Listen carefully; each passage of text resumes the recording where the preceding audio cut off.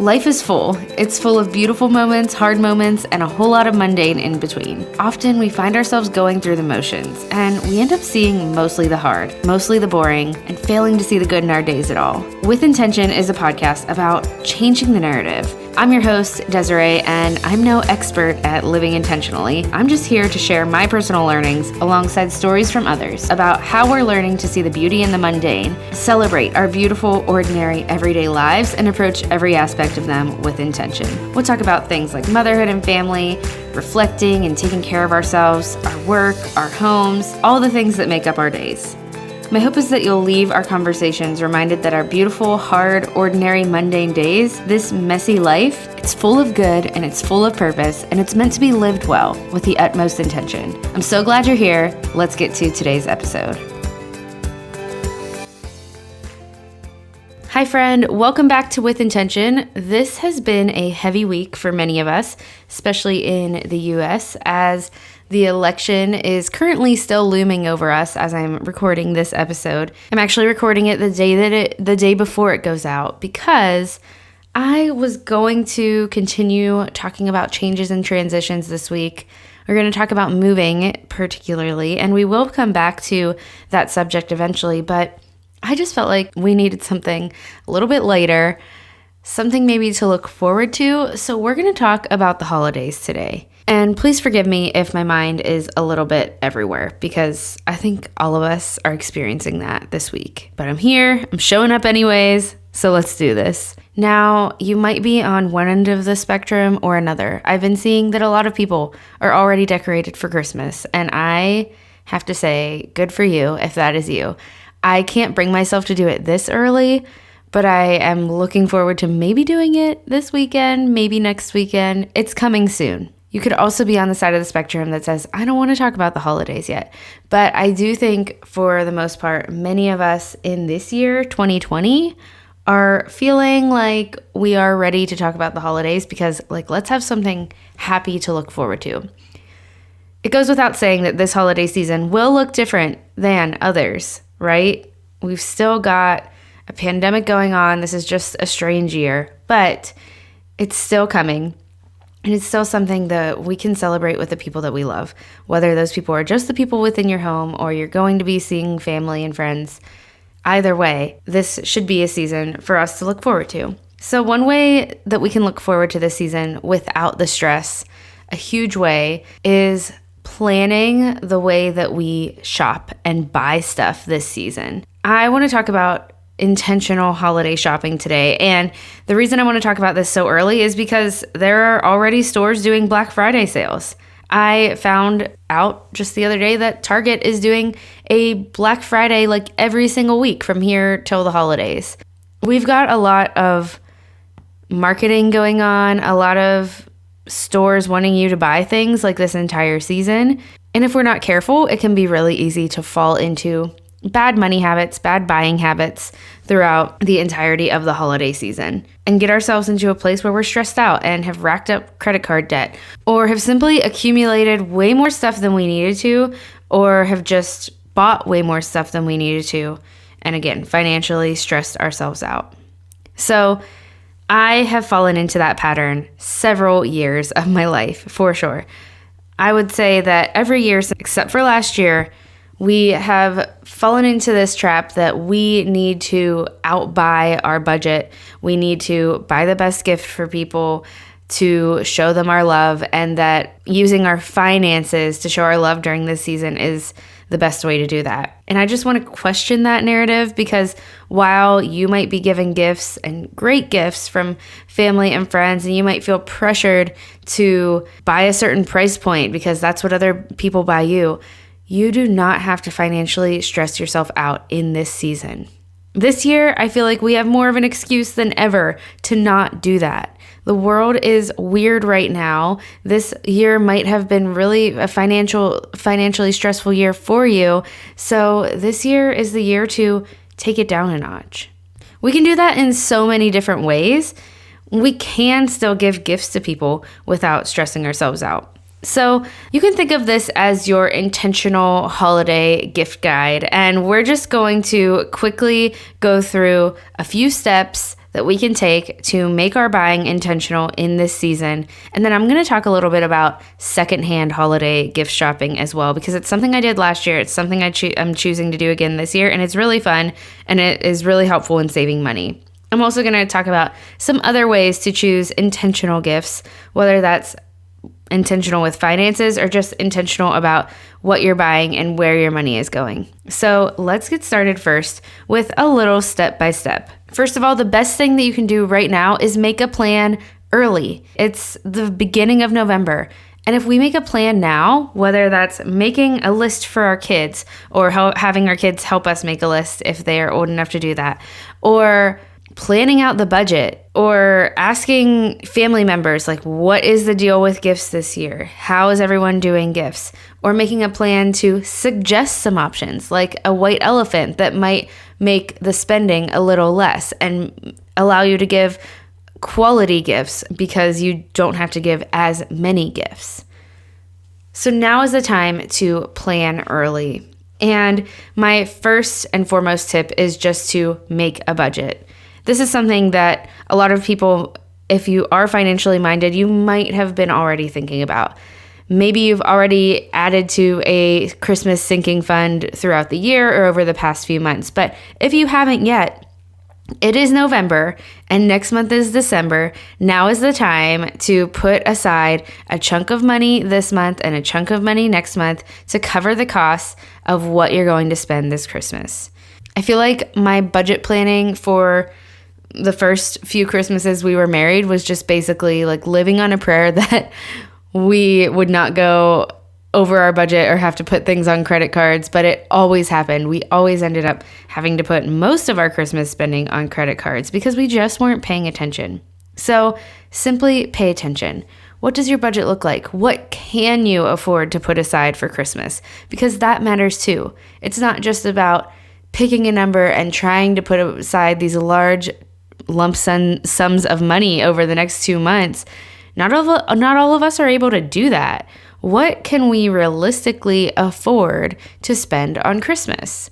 Because once you have that number in mind and you are able to put some money aside this month and use that for spending as you do start buying gifts, that's when we know, like, how are we going to distribute this among family members and friends, and how are we going to do gifts this year? What can we do in other ways than just buying gifts at a store? Can we make some things handmade? Can we bake some things? Can we have an experience with family members that is going to maybe cost less or at least be more meaningful than a random expensive gift that you feel like you have to get someone to show your love to them? Okay, so plan the budget now. Right now, you can stop this podcast if you haven't done it yet. How much are you willing to? How much are you able to spend on Christmas?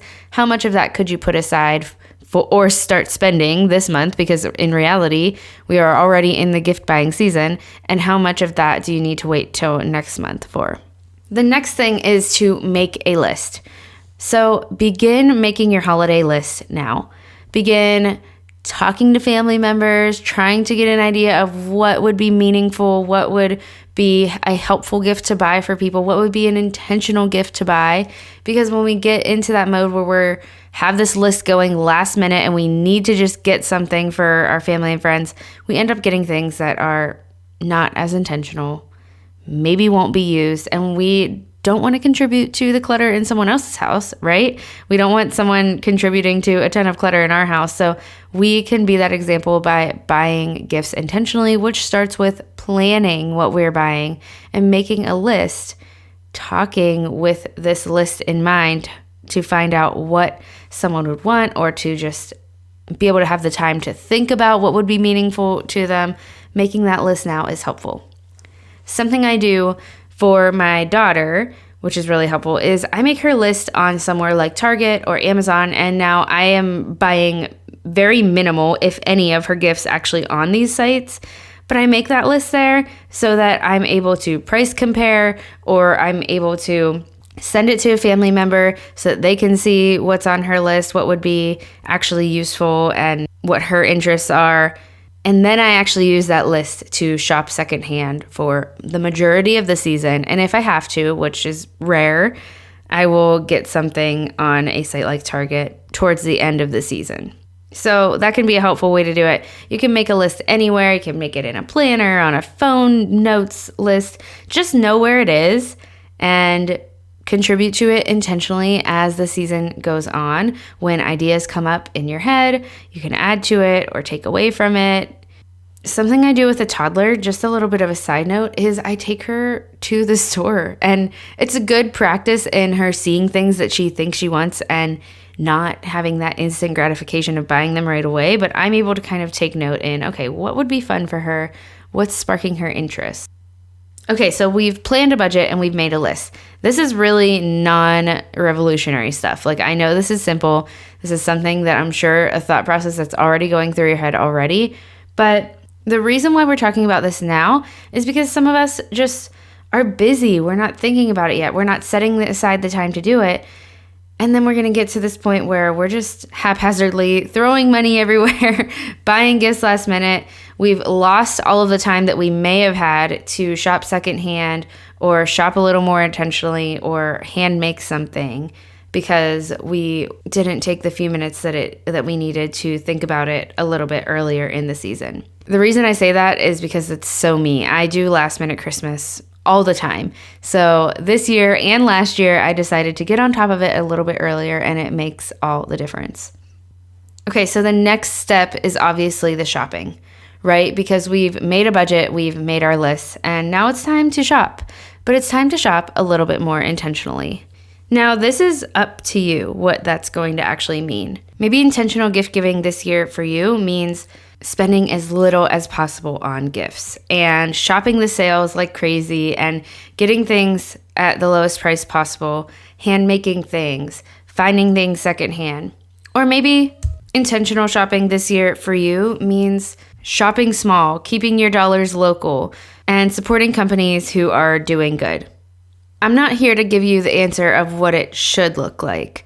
I'm here to remind you that now is the time to think about what it needs to look like for you this year and what intentional shopping, intentional holiday shopping means for you and your family. Although it does look different for all of us, I did want to just give a quick list for ways that you can give intentionally this season. The first way is to just make a list and make sure you're shopping sales to stay within your budget and to not stress yourself out financially. A second way is to shop secondhand because secondhand shopping is one, fun for some of us at least, and it helps keep things out of a landfill, give them second life when they are perfectly still useful. A third way is to shop companies who are doing good or shop small and support a local business or creative person in your community or creative person on Etsy. A fourth way is to hand make something. Use your skills, your talents to make something for someone. I know handmade gifts are my absolute favorite, and when I get one, I always feel so thought of, and it feels so special that someone would take time to make something for me, and I think a lot of people feel that way. A fifth way is to give consumable gifts. Give a bottle of wine or a box of cookies from your favorite bakery, something consumable that maybe costs a little less, that is going to be used up by that person and is obviously going to be appreciated because who doesn't love food? I know this is not an all-inclusive list, but I just wanted to kind of put a list of ways to give you some ideas if you're starting to plan out your gift list of how we can do it a little bit more intentionally. I hope you're enjoying today's episode, but I wanted to take a quick break to introduce you to our sponsor, Public Goods. Speaking of intentional shopping, Public Goods is your one-stop shop for sustainable, high-quality, everyday essentials. They're made from clean ingredients at an affordable price. They have everything from coffee to toilet paper to shampoo and pet food. It's your new everything store, and it's thoughtfully designed for the conscious consumer. So when you're trying to shop consciously, it can be hard. Rather than buying from a bunch of single product brands, Public Goods members can buy all their premium essentials in one place. I love that they ethically source everything. They search the globe to find clean, healthy, eco-friendly, and innovative products, and they obsessively develop their products to be free of the unhealthy ingredients and harmful additives that you can still commonly find on drugstore and grocery store shelves. They're committed to making their products healthy and safe for humans, animals, and the environment. And I'm personally obsessed with their dental floss. Their dental floss is super simple ingredients, and it comes in the cutest little glass tube that's refillable, so you're not constantly using up a bunch of plastic just for your dental floss containers. And I also love their chocolate covered almonds are amazing. I'm obsessed with them. I eat the whole bag in a day. It's not good, but it is good. And one of my favorite things is that they use a membership model to keep costs low and pass on more savings to their customers. And you can make your first purchase with no obligation. So we worked out a deal for the With Intention listeners. Public Goods is giving you $15 off your first order with no minimum purchase. You have nothing to lose. You can go to publicgoods.com/intention or use code intention at checkout. That's Public Goods, PUBLICGOODS.com/intention to receive $15 off your first order. All right, let's get back to today's episode. So let's dive a little bit into secondhand holidays because this is so much fun for me. I've been loving shopping secondhand more than ever. It's like the more that I do it, the more I love it. I love thrifting at thrift stores. I love Facebook Marketplace. I love other online shopping apps like Mercari. I especially love Mercari. I'm not a huge fan of Poshmark, but that's always there as well. There's eBay. There are a host of other options where you can shop online secondhand. But I like to think of my secondhand first Christmas as a way to save money, of course, and a way to give things a second life and care for the environment a little bit. Also, kind of say no to consumerism in a holiday season that seems to be all about consumerism that should really be about other things. I mean, I know we're talking about shopping and gifts here, but let's all remember that that's not the main thing this holiday is meant to be about. It's what our culture has made it about.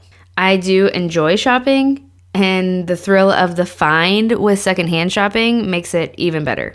So it's something that I enjoy doing, and it is definitely a part of our intentional gift giving plan, especially again for my daughter. So let's talk about shopping secondhand for kids this Christmas. First of all, if you have older kids and you feel like you can't just give them something that is unboxed and not brand new, you can shop secondhand for like new things. So I just want to throw that out there. You can put that in your search tab when you search on Mercari or on Facebook Marketplace or Poshmark, and you'll be surprised at what you'd find. Like I said, I make a list somewhere like Target so that I can price compare, because when it comes down to it, I do not want to pay more than what I could get for something new when it's secondhand. I realize the reason for shopping secondhand is not just to save money, but I also don't want to buy something that's a little bit damaged or might not last as long for more money when it's already been used. That's just my personal thoughts on it. So I do price compare. It doesn't mean that I automatically will choose the option on Target just because I found something secondhand that is more expensive. It just means that I'm going to continue shopping around secondhand first. So I make my list, and whenever I get time in the evenings or at any time, I just check Facebook Marketplace for those things. I set alerts for anything that is similar, and Facebook Marketplace will alert me on those things. I like to keep it local as much as possible during this time of year. But I also do the same thing on Mercari. I'll search it on there, especially for smaller items. Bigger items, it's hard to have someone send it to you. But for smaller items, I'll search it on there. I will save my search terms, and it'll notify me if something comes up. I focus on secondhand shopping for kids because toys are the ultimate easy secondhand shopping item, especially for younger kids who aren't looking for something that's brand new in the box to make them excited. And when you start this young, you're not conditioning your kids to want something that's brand new and shiny in the box. I'm not saying there's anything wrong with that if that's what your kids expect. Please hear me on that. I just am saying that if you can start the trend of buying more things secondhand, it can kind of set the expectations in a place where we don't need everything shiny and new for it to be special and for it to be something that we can play with and use. So again, the biggest tip I have is to make a list early here and begin your search on Facebook Marketplace, on Mercari, and you can even look on local thrift shops like Goodwill or Kid to Kid. To make this fun and special for your kids on Christmas morning, if you didn't buy something that's brand new in the box, wrap it in a fun and creative way. Rebox it in some way. If you are getting things sent to you throughout the season for gifts for other people, wherever you ordered it, keep those boxes to use them to wrap up these secondhand finds for your kids. The earlier you start, the more time you'll have to shop secondhand first. A list of things that I have found secondhand for my daughter: her IKEA kitchen, her Stella doll, her wee baby Stella doll, her stroller for her dolls that she uses all the time. I've even found her bed and her mattress secondhand. I've pretty much most things in my house at this point are secondhand when it comes to furniture and a lot of kids' toys. Doug and Melissa ice cream set. I have found plenty of things secondhand, and I have confidence that you can as well if this is something that you want to do and if this is a value for you. And that's really all there is to it. It doesn't have to be complicated. It can be fun, and it's something that can just help you save a little bit of money and shop intentionally by buying something that has already been pre-loved and giving it a longer life. I do want to end this with a little bit of a mindset check, because when it comes to shopping intentionally for the holiday season, and especially when it comes to shopping secondhand, I don't want this ever to feel like something that's going to be an added burden to your holidays. There's already a lot of stress around this season, and maybe even more stress this year in particular. So when it comes to intentional gift buying, intentional shopping this holiday season, I think that the best mindset shift that we can have is to not allow it to add stress to our holiday season. Whether that's to not allow it to add financial stress to us, or to not allow it to add a ton of other mental stress, like feeling like you have to find something secondhand, even though you'd really like to just resort to buying it online somewhere because you've searched and searched and you just can't find it. This quick intentional shopping episode for me is not meant to add more stress to your plate. It's just meant to take some of the stress off by helping you think about it a little bit earlier and helping you think about how you can do it more intentionally. The last mindset shift is to make it fun. Make it adventurous if you're choosing to shop secondhand or choosing to hand make things. And remember that it's purposeful. It's purposeful because it's saving you financial stress, or it's purposeful because it is in line with your values of not buying a bunch of stuff that you or someone else doesn't need, and maybe giving something second life and not adding more waste to the environment, or not playing into consumerism. I hope this quick episode was helpful for you, and I hope it was a little bit fun in this stressful week to think about how you are going to give to others that you love this holiday season in a way that stresses you out less and helps you live and shop a little more intentionally. If this episode was helpful for you, would you share it with a friend? You could text it to them, or you could share it on Instagram or wherever you like to share things. I'm super grateful for you for doing that. And I will talk to you right back here again next week.